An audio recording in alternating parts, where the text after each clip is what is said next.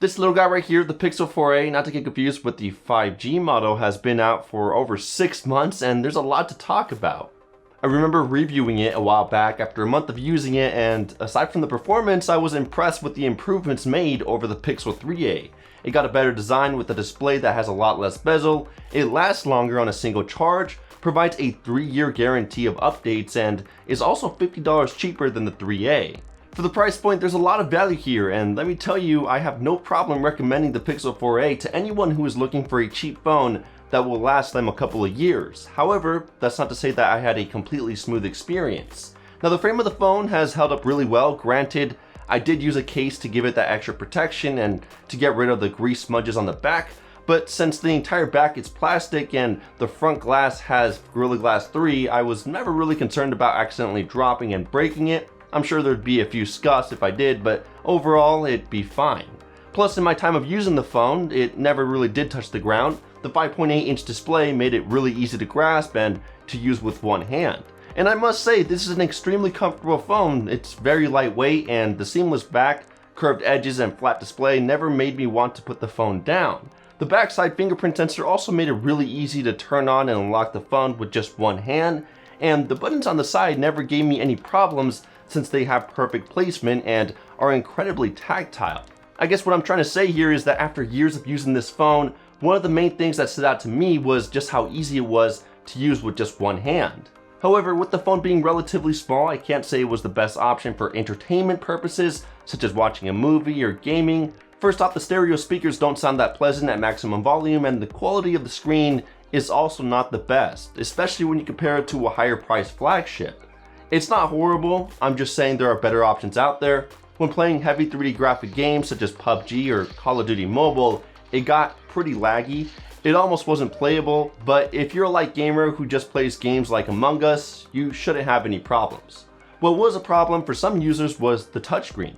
I know that may seem like one of the things that the phone manufacturer should nail right away, but it's not the case here. One of my friends told me that his Pixel 4a provided him with random phantom touches, unresponsiveness when trying to use the navigation gestures, and erratic scrolling within some of his apps. He's also not the only one who encountered these issues. On this Google issue tracker page, you can see hundreds of users having the same problem. Google ended up pushing an update back in November to try and fix this issue, but some users are saying that they're still experiencing them, so that's definitely something to be aware of if you do purchase this phone. Now, before I go on to discuss the battery life and performance of the Google Pixel 4a, I wanted to thank Mercari for sponsoring this video. Mercari is a selling app where you can buy or sell almost anything. This includes smartphones, computers, wearables, other gadgets, toys, video games, men's or women's attire, the list just goes on and on. You can even find the Google Pixel 4a for hundreds of dollars cheaper than the retail price. If you have something in your room that is collecting dust and you don't use it at all, sell it on Mercari and make yourself a few extra bucks. The process of listing something is also very straightforward. Just go to the website by clicking the top link in the description. If you don't have an account, create one by clicking on the sign up button in the top right corner. It'll just ask you for your email, username, and password. Then in the top right corner, click on sell. It'll have you upload a couple of photos of the product. You can add up to 12, and then you'll need to fill in the product information such as the title, description, brand, etc. From there, you can set your price and finally click on list. If you didn't add a credit card to your account, Mercari will make you do that before you can list it. Once done, the item will be live and available for anyone to see your purchase. I personally listed my OnePlus 7T, a Ridge wallet, and some wireless earbuds without a problem. The process was fast and simple, so if you're interested in any of those 3 items or really anything else from the website, use my link in the description to check out Mercari and to also support the channel. Anyways, the battery on the Pixel 4a still held up really well, which is surprising because Pixel phones don't have the best history when it comes to the battery life. The 4a still outlasts my Pixel 4 XL and is on par with the Pixel 5. It always lasted me the entire day and sometimes more when using the phone lightly, such as checking emails, messaging, scrolling through social media, and watching YouTube. A screen time of around 6 to 7 hours was usually the case, and it was a piece of cake just to end up with around 30 to 40% by the end of the day on a single charge. The only thing that I really wish the phone had was a faster charging speed. Sure, 18 watts isn't terrible, and USB power delivery is nice since I can charge the Pixel 4a with almost any other charger, but when you take a look at the competition like OnePlus, Apple, Oppo, or Samsung, all their latest smartphones easily charge faster than the Pixels. I've also found myself in a couple of tight spots where I needed to be out the door as soon as possible, but my Pixel 4a was almost or completely dead. Times like that made me wish that the Pixel had OnePlus's fast charging technology. And honestly, Google has had this same charging method for 4 years now, beginning with the first Pixel. With the charging technology being much more advanced now, there's really no reason for Google to push past 18 watts. And to top it off, I wouldn't mind paying a few extra dollars for that wireless charger. I remember when I first pulled the Pixel 4a out of the box and started to use it that same morning, the phone felt laggy. Sure, it was an improvement over the Pixel 3a, and I might be a bit critical here, but the erratic stutters made the phone feel like it was stepping back in time to around 2009 to 2014 Android lag era. It's especially noticeable when you do more intense tasks like screen recording, using split screen, or playing 3D graphic games. Now that's not to say that the phone will give you a headache every time you unlock it, and it honestly hasn't gotten worse even after updating to Android 11, which is a good sign. But if you do choose to upgrade to the Pixel 4a 5G for $150 more, I promise you, you will see a difference in speed.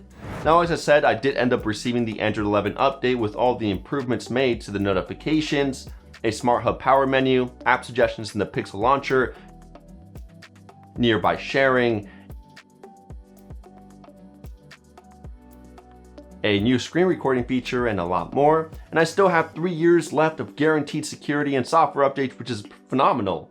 The Pixel software experience, even after 6 months, is still extremely tough to beat because Google pays attention to the detail within the software. I love how I can customize the theme of the UI by jumping into the styles and wallpapers. Their screen call feature was also one of my favorites since I love to answer scam callers with Google Assistant and beat them at their own game. And whenever I was in an area where music was playing in the background, I could check my lock screen to see what the name of the song was. Just little features like that made me really enjoy the Google Pixel 4a. And don't get me started on Google Assistant, that's a whole other amazing topic on its own. Overall, I'm very pleased with the software found on the Pixel 4a. I just wish it had a better processor to get a bit more fluidity in there. Finally, I wanted to touch a bit on the camera since this is Google's main selling point for the Pixel 4a. I've used the rear sensor a ton and the quality still astonishes me to this day. No matter the lighting condition, this gets the job done in amazing detail and color accuracy. Even shooting at night outshines most of my smartphones that get close to $1,000. And with astrophotography mode, I can take stunning shots of the stars in the night sky. Aside from the Pixel 3a, there really aren't any phones in this price range that can outshine the 4a's camera. The only thing I missed having was an ultra-wide. That definitely would have made it the complete camera package. Luckily, the Pixel 4a 5G comes with one, so if I were looking to get the 4a just for that spectacular camera, I would also drop that extra $150 for the 5G model. Overall, I'm extremely satisfied with the Google Pixel 4a even after 6 months. It's held up really well and I don't have that many complaints to give. The battery is still phenomenal, the software is A+ quality, the camera is spectacular, it comes with a ton of storage, has a rare headphone jack, and even though the performance is mediocre, it hasn't gotten any worse. Sure, there are a few things to consider, such as the downgrades with no water resistance, wireless charging, or face unlock, but for anyone with an extremely tight budget, this is the perfect option. Now, if you have a few extra bucks to spare, then I definitely think the upgrade to the 5G model is worth it. You get a bigger display, bigger battery capacity, better processor, which will make a huge difference in performance, an ultra-wide lens, and of course, support for 5G. Either way, that's my long-term review of the Google Pixel 4a. If you guys enjoyed this video, please do me a favor and drop a like. It seriously helps out the channel. And since only a few of my viewers are subscribed, I really encourage you to get subscribed with the notification bell turned on since we release top quality videos just like this every week. Anyways, thank you guys for watching and I'll catch you guys in the next one. Kapow!